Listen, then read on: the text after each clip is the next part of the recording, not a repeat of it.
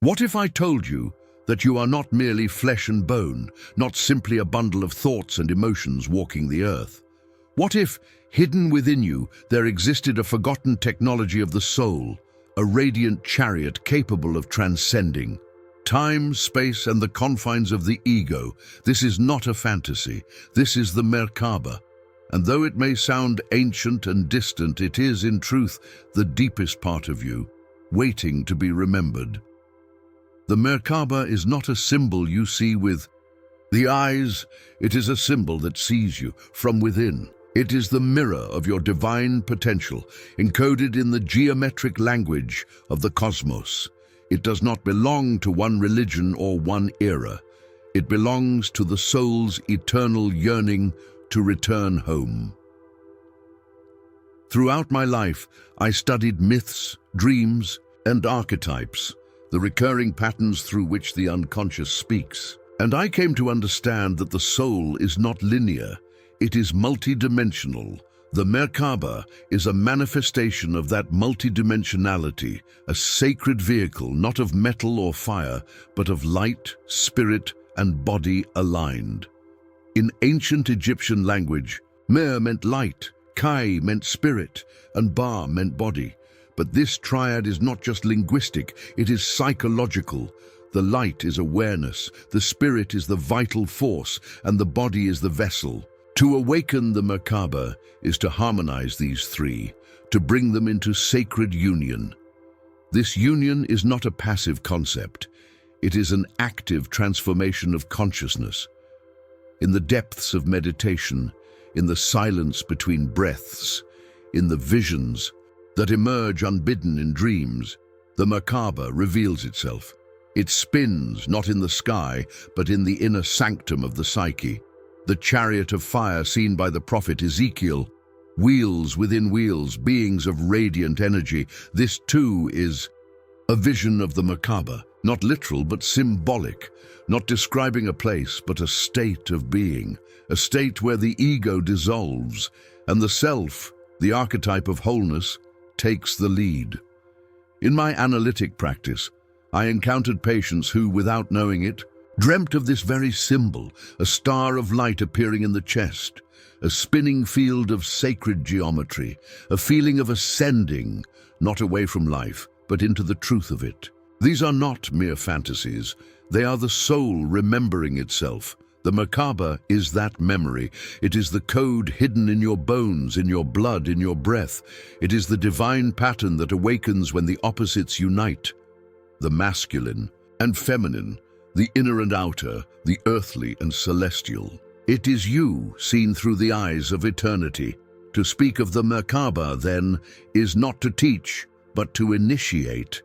To whisper to the hidden self within you that it is time to awaken, time to move, time to remember. This journey you are about to embark upon is not informational. It is transformational. We will explore ancient texts and sacred geometries. We will listen to the voices of mystics, prophets, and seers who saw the same symbol through different lenses.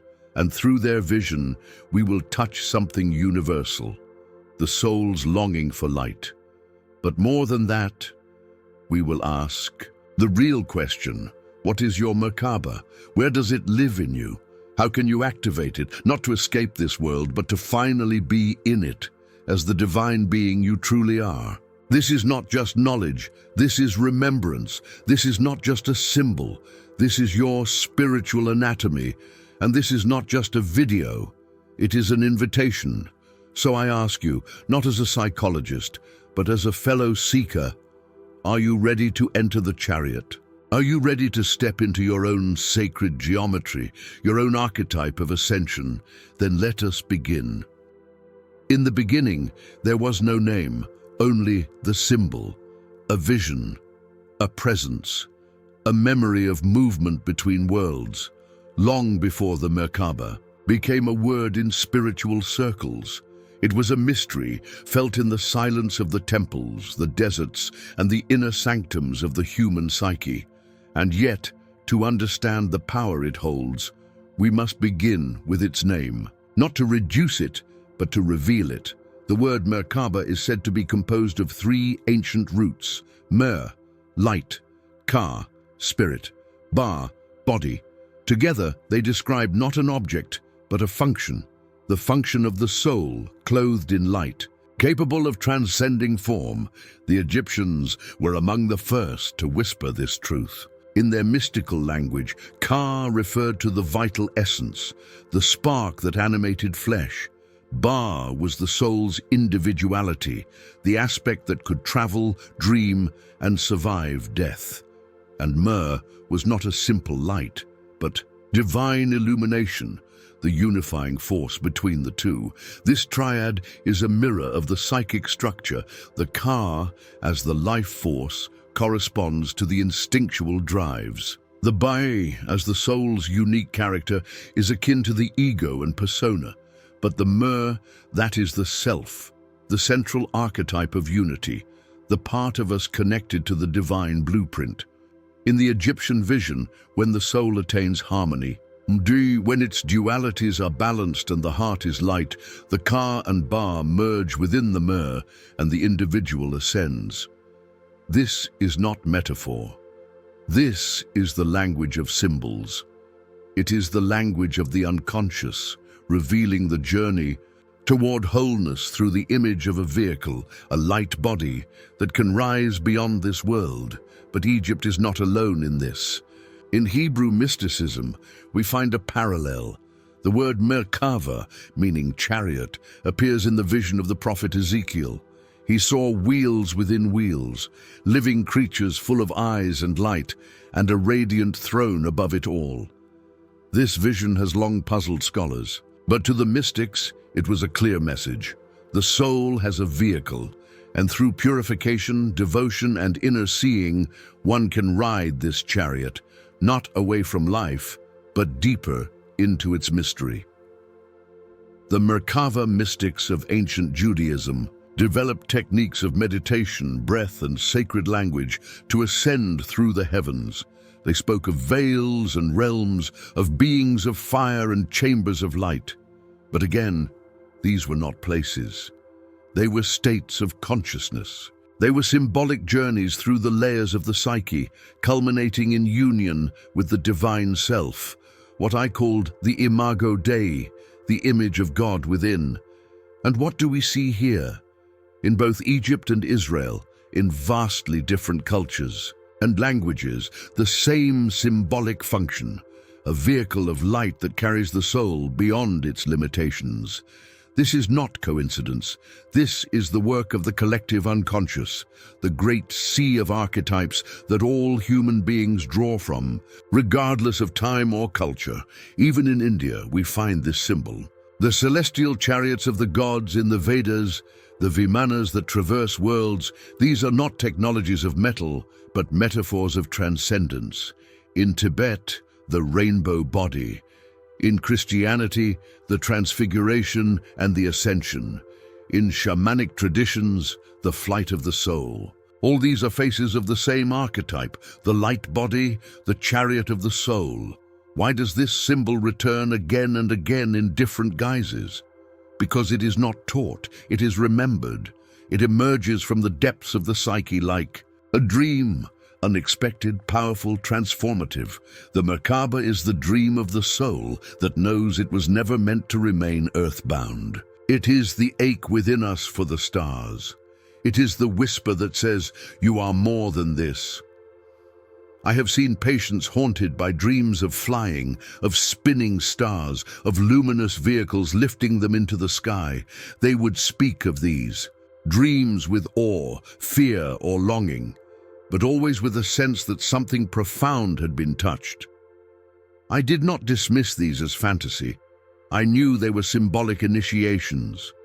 The soul was showing them the path back to the self, to the place where opposites merge and unity is restored. So when we speak of the Merkaba's origin, we are not merely looking at ancient etymologies. We are seeing the soul's desire made visible. We are witnessing the archetype of ascension, the inner movement from fragmentation to wholeness. And this, ultimately, is the spiritual journey. Not to escape the world, but to move through it as one who has remembered who they are, to ride the chariot not into heaven alone, but to bring heaven to earth, to live from the self, fully embodied, fully luminous. The Merkaba, then, is not just a symbol from the past. It is the soul's vehicle of becoming. It is the light body we activate not through belief, but through integration, through the sacred marriage of spirit and matter, conscious and unconscious, human and divine. And so I ask you, can you feel the chariot stirring within you? Can you sense the ancient pattern reawakening in your breath, your dreams, your longing? The soul remembers, the symbol calls, and the Merkaba awaits. Geometry. To some, it is merely mathematics. To the soul, it is revelation. There are forms that emerge not from logic, but from the unconscious. Symbols that arise spontaneously in dreams, mandalas that appear in the art of the mentally ill, visions that mystics describe without ever having studied sacred texts. Why? Because geometry is the language of order, and the psyche in its deepest layers seeks order through meaning. The Merkaba, as a form, is more than aesthetically pleasing. It is a sacred structure composed of two interlocking tetrahedrons, one pointing upward, the other downward, spinning in opposite directions. To the casual eye, it may resemble a star. To the awakened psyche, it is a living mandala. You see, the upward-pointing tetrahedron is not just a shape. It is the archetype of the masculine principle, solar, ascending, focused, and directed. It represents fire, intention, clarity, and transcendence. Its motion is outward, seeking the heavens. The downward-pointing tetrahedron is its mirror. It is the feminine principle, lunar, descending, receptive, and enveloping. It symbolizes water, intuition, flow, and grounding. Its motion is inward, embracing the earth. When these two forms unite and spin, something miraculous happens. They generate a torus field, a dynamic energy body that surrounds and protects the being within. This is not metaphor alone. It is a symbolic depiction of the integrated psyche, masculine and feminine, conscious and unconscious, heaven and earth. In my studies of alchemy, I often encountered the concept of conjunctio oppositorum, the sacred union of opposites. The Merkaba is this union, expressed in form. It is the marriage of soul and lunar, the king and queen, spirit and matter, and it spins. This is key. For the psyche is not static. It is process, always unfolding, always transforming. The spinning Merkaba reflects the dynamism of individuation, the ongoing evolution of the self toward greater wholeness. This geometric form also connects to the flower of life, an ancient symbol found etched into temples across Egypt, Mesopotamia, and beyond. Hidden within its overlapping circles are the blueprints of creation, the seed of life, the egg of life, the tree of life, the star tetrahedron. These are not coincidences. They are signatures of the collective unconscious, expressions of the archetypal mind seeking to make the invisible visible. When a person is lost, fragmented, or suffering from inner chaos, what they need is not more information. They need alignment. They need structure. They need to remember the divine geometry already within them. In therapy, I have seen how the spontaneous drawing of mandalas calms the nervous system, how visualizing symmetrical forms in meditation stabilizes the emotions, how imagining sacred structures helps the ego realign with the self. The Merkaba is perhaps the most powerful of these structures, because it does not only symbolize integration, it generates it. It is a living psychic field that the soul can inhabit. When you visualize the Merkaba, not passively but with full presence and intention, something awakens. You are not simply looking at a symbol, you are becoming it. You are stepping into the archetype of transformation. You are aligning your internal architecture with the architecture of the cosmos. And what is the result of this alignment? Clarity, balance, protection, expansion. The Merkaba teaches us that wholeness is not found in escaping polarity, but in dancing between it. The static mind seeks one answer. The awakened soul holds two truths in tension, and it is in that tension, like the spinning of opposite tetrahedrons, that energy is generated. This is the secret known to the mystics, to the alchemists, to the visionaries, that when you live as a symbol, when you embody sacred geometry, your very being becomes medicine. The Merkaba is not decoration.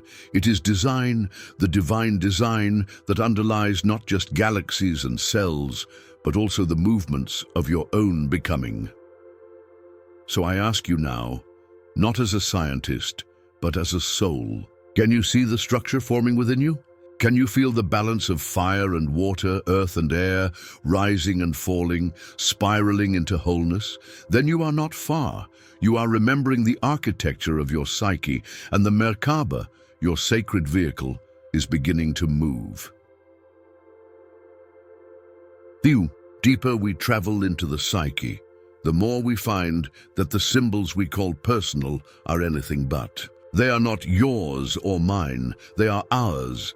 They belong to the soul of humanity, to the collective unconscious, which has been dreaming itself for millennia. The Merkaba is one such symbol, not confined to one land, one religion, or one language. It is a universal chariot, a vision seen by shamans, mystics, and sages on every continent. Let us begin once more in Egypt. Here, the soul was not an abstraction. It was mapped, named, revered. The Ka, the vital life force. The Ba, the soul's essence capable of flight. And the Mer, the luminous energy that binds them. When Ka and Ba united in harmony through the Mer, the soul transcended death and became a star among the gods. The pyramids were not tombs. They were gateways, cosmic machines designed to lift the pharaoh's soul into the heavens. The rituals performed within them were not superstition. They were acts of activation, symbolic dramatizations of the soul's ascension. This was not merely religion. It was a psychological technology, born of the archetypal knowing that the human being contains within itself the capacity to rise. And then, in Israel, we see the Merkava, the chariot of Ezekiel, wheels within wheels, living creatures of light, a throne above it all. This vision, recorded in the book of Ezekiel, sparked one of the most profound mystical traditions in the world, Merkaba mysticism. Here practitioners sought to ascend through the heavens, not by belief but by experience, through intense meditation, purification, and symbolic visualization. They would journey through layers of reality, encountering angelic beings and cosmic structures until they reached the throne of the divine. They called it a chariot, but it was never about a literal vehicle. It was always about the vehicle of consciousness. And once again, we see the same pattern. The soul, through balance, devotion, and inner focus, becomes capable of transcending the physical world. It returns to its source. We find echoes of this in India as well. In the Vedic texts, the gods ride vimanas, celestial chariots that move between worlds, but these are not mechanical machines. They are symbolic containers of spiritual force, activated by mantra, intention, and purity of heart. In the yogic tradition, we find descriptions of the siddhis, spiritual abilities that arise as the kundalini energy rises through the chakras. The light body becomes active. The soul, no longer limited by the body, begins to travel. In Tibetan Buddhism, the rainbow body is the ultimate expression of this truth. When a practitioner reaches full realization, their body dissolves into light, leaving behind only hair and nails, not myth, symbol. The body is not destroyed, it is transfigured. In early Christianity, the Desert Fathers wrote of divine ascent, of visions in which they were lifted by angels into the celestial realms. St. Paul spoke of being caught up into the third heaven, whether in the body or out, he could not say. The transfiguration of Christ, radiant with light. Upon the mountain is yet another image of the activated light body, the Merkaba in motion. Even the Gnostics, long marginalized and misunderstood, spoke of the soul's ascent through spheres, battling archons, transcending illusions, and reclaiming its divine origin. To them, the body of light was the key to escaping the prison of matter, but again, not through hatred of the body, but through illumination of it. Among the Native American traditions, the vision quest serves a similar purpose. The seeker, isolated and fasting, enters a liminal state, and in that threshold a vision appears, an animal, a light, a vehicle of movement. It carries them to the spirit world, where teachings are received, and among the shamans of Siberia and the Amazon we hear the same story again and again, a journey, a chariot, a being of light. The soul departs, transforms, and returns. How do we explain this universal repetition? Through history, through diffusion of ideas? No. We explain it through the psyche. The Merkaba is not a cultural artifact. It is an archetype. It is a symbol born from the very structure of human consciousness. It appears wherever the soul yearns to transcend limitation. It arises wherever the ego meets the sacred, and something greater is revealed.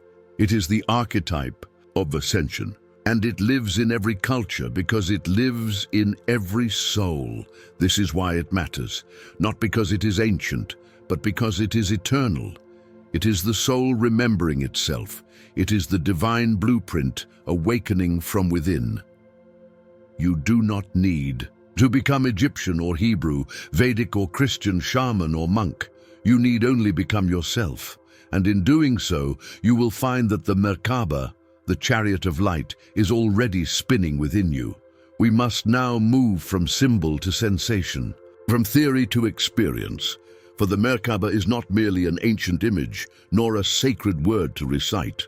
It is a living field, dynamic, radiant, and deeply real.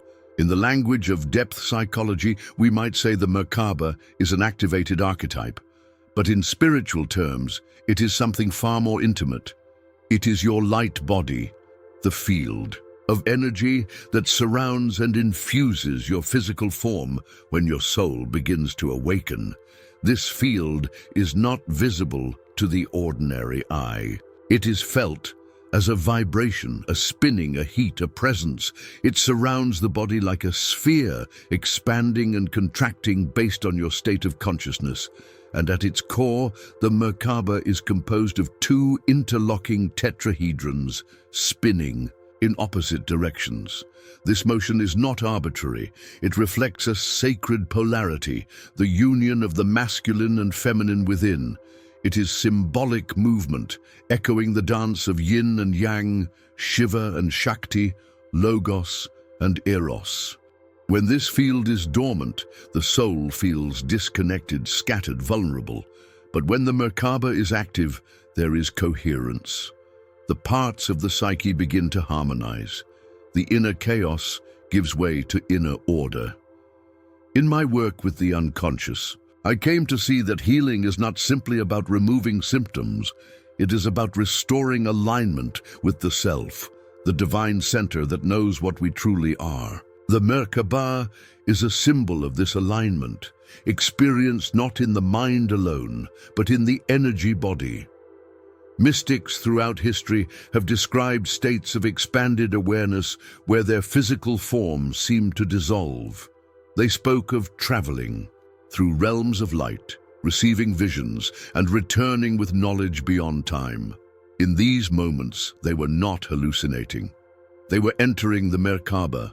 Their consciousness was riding the chariot. This is not escapism. It is integration.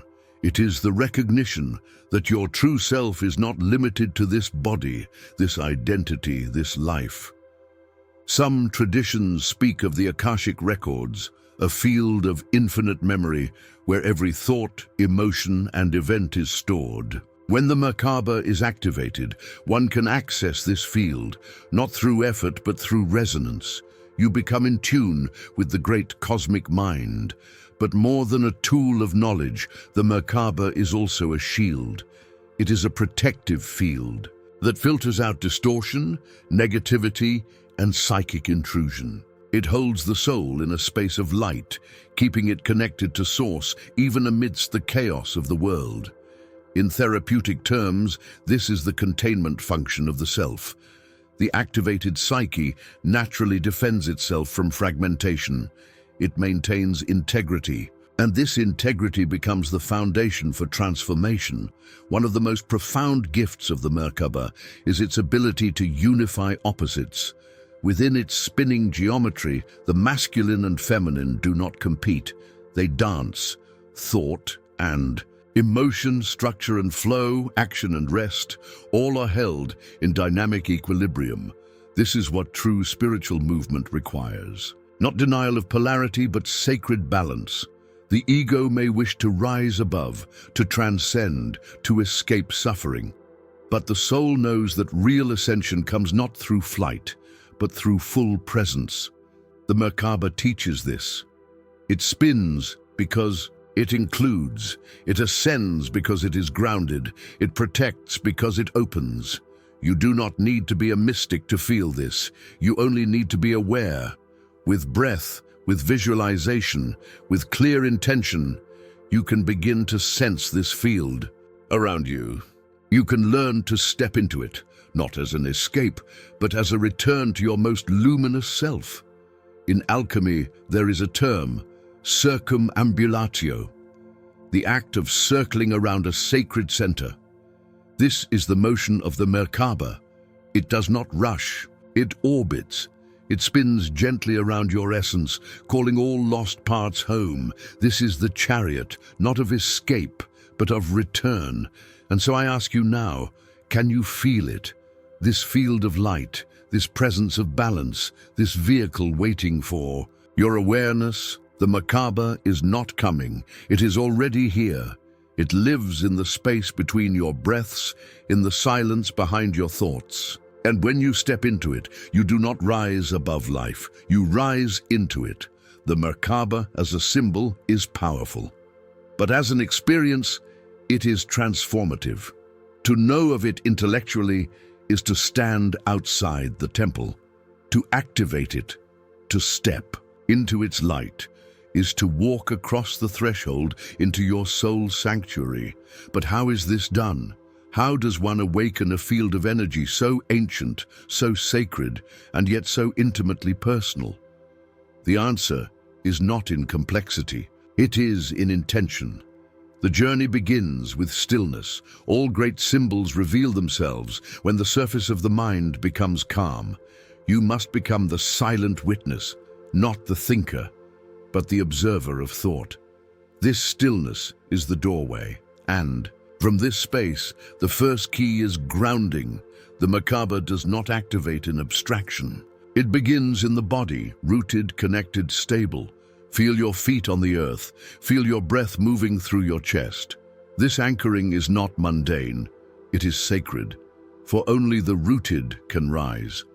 The second key is breath. Not shallow, unconscious breath, but rhythmic, intentional breathing. Many traditions speak of pranic breathing, cycles of inhales and exhales, often in patterns of 3 or 9. Each breath is a movement of light. Each exhale a release of density, and with each cycle, the energy begins to awaken. The third key is visualization. Here, the imagination becomes your sacred ally, not as fantasy, but as the bridge between psyche and spirit. Begin by visualizing a tetrahedron of light pointing upward from your base.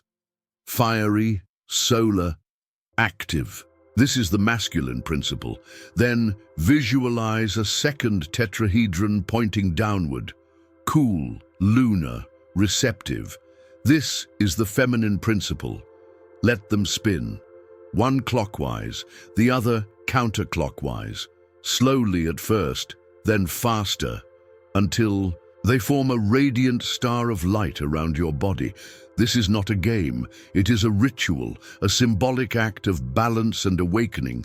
Feel the field expanding around your heart, your head, your spine. It is you, but more. It is the geometry of your soul remembering its shape. The fourth key is heart intention. No technique, no visualization, no breath will matter if the heart is closed. The Merkaba responds to purity of intention, to love, to gratitude, to compassion. These are not emotions. They are frequencies. They are the signature of your higher self. Speak an affirmation if you feel called. I am light. I am protected. I am aligned with divine truth. But more than words, let the heart feel. The Merkaba is a heart-centered vehicle. Its activation flows from the center of your being. The fifth key is chakra alignment.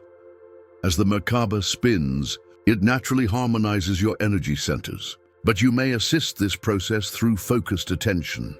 Visualize each chakra, root, sacral, solar plexus, heart, throat, third eye, and crown as radiant spheres of light. Open them with breath. See them spinning, balanced, alive. This alignment is the inner preparation for flight. The soul cannot ascend while fragmented. It must become whole. Additional practices may include sound and movement. Sacred tones, such as solfeggio frequencies, mantras, or harmonic chanting, can stimulate the pineal gland and shift brainwaves into meditative states. Movement, too, can help. Gentle rotations, mudras, or even sacred dance. These are not for show. They are gestures of alignment. But above all, the most important key is consistency. The Merkaba is not a one-time experience. It is a relationship. Each time you return to it, each breath, each visualization, each prayer, you deepen the activation. You strengthen the field. You embody more of your divine light. Over time, you may notice signs, subtle spinning sensations, a warmth in the chest, visions or dreams of light, a sense of peace or clarity. These are not goals, they are echoes, and are signs that your soul is waking up, and in time, the Merkaba will become not something you activate, but something you are. You will walk with it,